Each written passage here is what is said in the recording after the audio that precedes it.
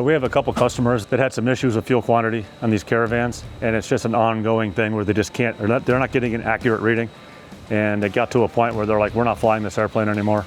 We're putting it down, fix it, I don't care what it takes. Usually the problem with the Caravans is the fuel quantity, as it's coming down through the mid-range, tends to wobble and freak out on the gauges. So the pilots are always complaining about that, and they can't really get a good accurate reading on what's on board.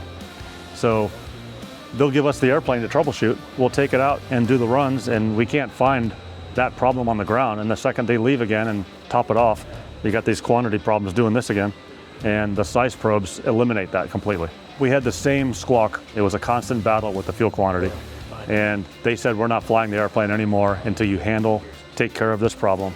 And we got the CiES probes put in, and they have not had one problem since, and they're very happy with it. All the problems we're seeing are in the two center section probes, mainly, because the problem's when it's topped off, and it's not when it's empty. It's usually in that mid-range, and those are the two probes that fail.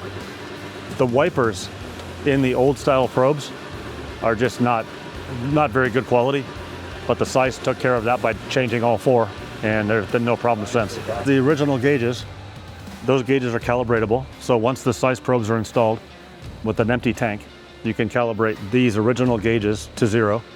And then as you fill the tanks in graduation, you can verify calibration on these gauges to the CiES probes.